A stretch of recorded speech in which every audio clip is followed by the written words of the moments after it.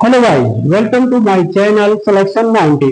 आज हम आप लोगों को आरओ मेंस के सिलेबस के बारे में बताएंगे, क्योंकि बच्चों की बार बार यही डिमांड होती है, सर मेंस में क्या आता है, मेंस में क्या नहीं आता है, कैसे लिखा जाता है, उसको कैसे हम लिखेंगे। इस सब के बारे में आज हम डिटेल जानकारी आपको दे रहे हैं।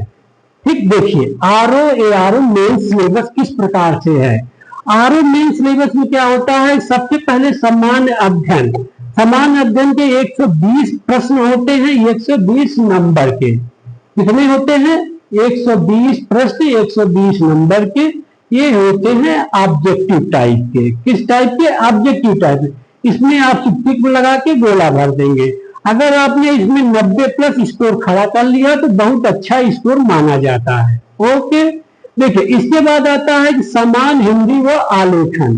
ठीक, समान और हिंदी आलेखन में आपका आता है गद्यांश का शीर्षक, सारांश, अंशों की व्याख्या।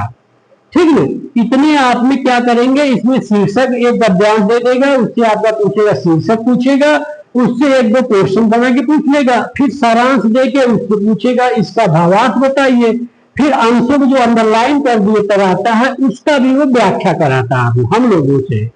ठीक, उसके बाद क्या होता है कि एक सरकारी पत्र दिया रहता है पेपर में, उसका हमको सारणिक रूप में प्रदर्शन करना, मतलब सारी मतलब टेबल बना के उसमें लिखना रहता है। ओके, ये होता है 15 नंबर का। ठीक, उसके बाद आ जाता है आपका पत्र। इसमें 3 प्रकार के पत्र होते हैं, एक शासकीय पत्र, अर्धशासकीय पत्र, इन दोनों में से एक पूछा जाता है। फिर एक आता है कार्यालय आदेश और परिपत्र। शासकीय पत्र का ही दूसरा रूप परिपत्र है। ठीक, उसके बाद आपका आता है कार्यालय, टिप्पण, अनुस्मारक। क्या होता है? कार्यालय, टिप्पण और अनुस्मारक होता है। ओके, उसके बाद देखिए क्या होता है इसमें, अंग्रेजी से हिंदी 5 क्वेश्चन 10 नंबर के। अंग्रेजी से हिंदी 5 रहते हैं, 5 से 10 नंबर के होते हैं। ओके, ये हिंदी से अंग्रेजी शब्दावली कहां से आती है? ये प्रशासनिक शब्द हैं। ठीक, ये हाईकोर्ट में या प्रशासन में जो शब्द यूज किए जाते हैं उसी से ये आते हैं। फिर उसी भी होते हिंदी से अंग्रेजी बनाने के लिए आप लोगों को दे दिया जाता है, वो भी 5 क्वेश्चन आते हैं 10 नंबर के। ओके, ठीक, अब देखिए मुहावरे और लोकोक्तियां, ये सब चीजें आप लोग बचपन से ही पढ़ते चले आ रहे हो, कक्षा 6 से लेके कक्षा 12 तक यही आप पढ़ते आते हैं। ये भी 5 क्वेश्चन होता है 10 नंबर का। राइट, आगे देखिए कंप्यूटर गान के 2 क्वेश्चन आते हैं, वो भी होते हैं 10 नंबर के। ओके, अब समझ गए ना, ये 10 ए 10 कितने हो गए? 40, और ये 15 पूरा। अब ये सब शासकीय पत्र सब जो लोग सीधे 120 नंबर के आपके हो जाएंगे। ठीक है, अब देखिए इसी का दूसरा एक होता है खंड ख। एक खंड ख रहता है, एक खंड ख रहता है। खंड ख में आपको आधा घंटा का टाइम दिया जाएगा, तो टाइम देने के बाद उसमें आपको विलोम रहता है, वाक्य शुद्धि रहती है, अनेक शब्दों के एक शब्द रहेंगे, और उसके बाद तद्भव तत्सम रहेगा, विशेष विशेषण रहेगा।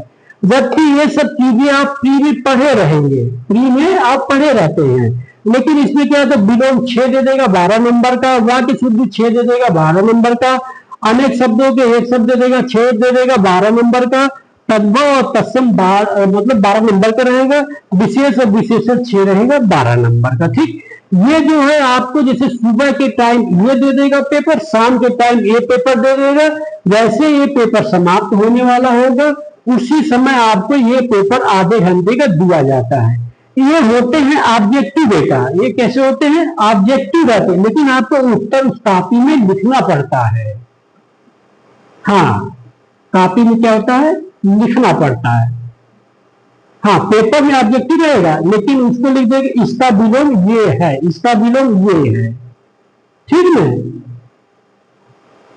ठीक, ओके। अब देखिए आपको इसके बाद होता अगले दिन, ये पेपर एक दिन होता है, फिर अगले दिन सुबह के टाइम 3 घंटे का पेपर होता है। 3 निबंध, मतलब कि 3 निबंध आपको लिखना होता है, और उसमें शब्द सीमा 600 वर्ड की होती है। एक निबंध 600 वर्ड में आपको लिखना होता है, और उसमें क्या होता है 3 घंटे का होता है।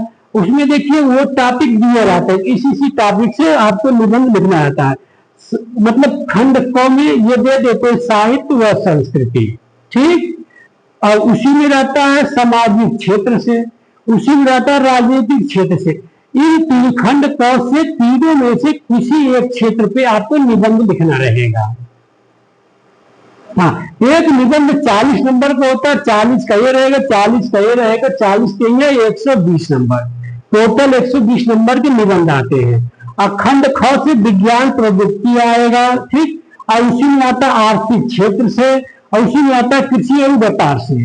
देखिए आप यहाँ सामाजिक क्षेत्र पकड़ लीजिए, यहाँ आप पकड़ लीजिए कृषि वाला, ठीक है, ये काफी इंपॉर्टेंट। उसका राष्ट्रीय और अंतरराष्ट्रीय घटनाक्रम या तो आप इसमें लिखिए या तो प्राकृतिक आपदाएं को लिखिए, इस पे भी नंबर काफी अच्छे मिलते हैं, क्योंकि इसमें मैप बना के आप लिख सकते हैं। राष्ट्रीय विकास योजनाएं ये भी लिख सकते हैं, जो गवर्नमेंट के द्वारा योजनाएं चलाई जा रही हैं, बहुत बेहतरीन योजनाएं चलाई जा रही है, उस पर आप एक बढ़िया से निबंध मतलब करंट अफेयर से रिलेट करके लिख सकते हैं। ये रहा पूरा आपका RO ARO मेंस का सिलेबस, ठीक। अब ये सिलेबस आप पहले प्री दे लीजिए, जिन लोगों का प्री अच्छा होगा उनके लिए मैं 15 जुलाई से लाइव क्लास हिंदी मेंस का मैं ही पढ़ाऊंगा, और GS का जो क्लास है वो 24 सर लेंगे। Okay, thank you.